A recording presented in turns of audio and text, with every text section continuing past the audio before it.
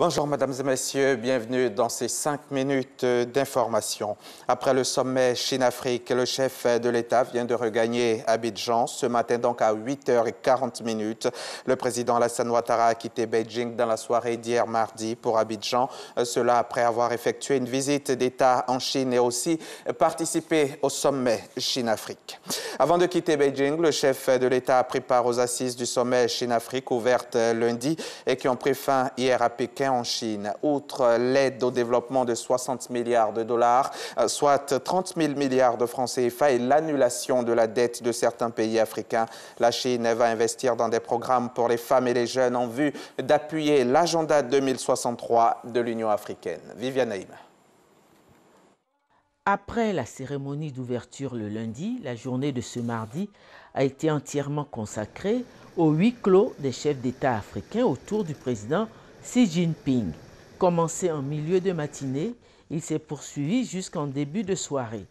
Participant à ce huis clos, le président de la République, Alassane Ouattara, est intervenu pour remercier le président Xi Jinping pour la solidarité manifestée par la Chine envers les pays africains à travers son nouvel appui financier à hauteur de 60 milliards de dollars. Le chef de l'État ivoirien a encore réaffirmé l'adhésion de la Côte d'Ivoire à l'initiative La ceinture et la route proposée en 2013 par le président Xi Jinping. Une initiative qui vise à construire des réseaux commerciaux et des infrastructures reliant l'Asie à l'Europe et à l'Afrique en vue d'un développement et d'une prospérité commune. Le président de la République a émis une fois de plus le vœu d'une coopération plus renforcée entre la Chine et la Côte d'Ivoire. La fin du huis clos des chefs d'État a mis fin au 3e sommet du Forum de coopération sino-africaine. Le prochain sommet, prévu en 2021, se tiendra en Afrique du Sud. Le président sénégalais Macky Sall a été désigné comme coprésident du Forum de coopération sino-africaine, le FCSA, pour une période de 3 ans. Après sa visite d'État et sa participation au sommet du Forum de coopération sino-africaine, le président de la République a quitté Beijing dans la soirée pour regagner Abidjan. Et la première dame Dominique Ouattara, de son côté, a participé à la réunion Chine-Afrique sur le sida, une réunion organisée en marge du sommet et qui a réuni l'ensemble des premières dames d'Afrique autour de Madame Xi Jinping. Viviane Aïma, notre reporter, y a assisté. Son compte rendu tout à l'heure à 13h. En attendant la tenue du 27e congrès de l'UPU, l'Union postale universelle d'Abidjan en 2020, un congrès extraordinaire se tient depuis le 2 septembre à Addis Abeba en Éthiopie.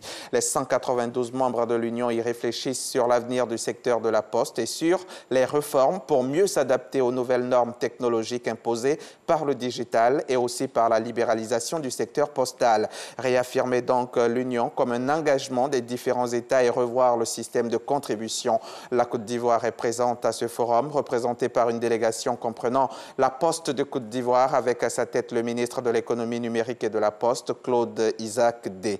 Avant l'ouverture de la conférence stratégique ministérielle prévue du 6 au 7 septembre, notre reporter a participé aux plénières avec le directeur général de la Poste. Il nous parle des différents acquis et les enjeux pour la Côte d'Ivoire et ce sera tout à l'heure à 13h. Parodie d'élection, instrumentalisation de la justice, la première réaction de Jean-Pierre Bemba en République démocratique du Congo après son exclusion de la course à la présidentielle n'a pas tardé. Et Jean-Pierre Bemba dénonce les obstacles mis en travers de la route des opposants en RDC. La Cour constitutionnelle a confirmé l'inéligibilité de l'ancien vice-président à cause de sa condamnation pour subornation de témoins par la Cour pénale internationale.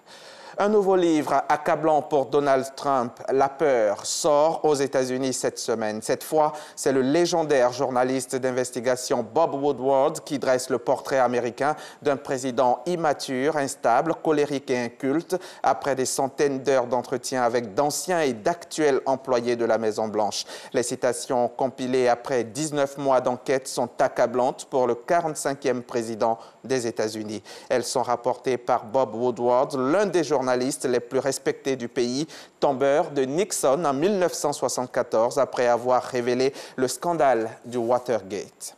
La situation à Idlib, où le régime de Bachar el-Assad menace de lancer une vaste offensive, inquiète au plus haut point à New York. Le Conseil de sécurité de l'ONU doit se réunir vendredi 7 septembre sur la question.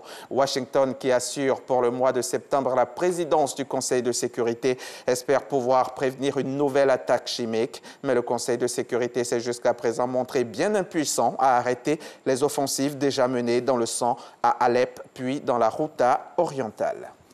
C'est la fin de ce flash. Restez en place. Je vous retrouve à 13h.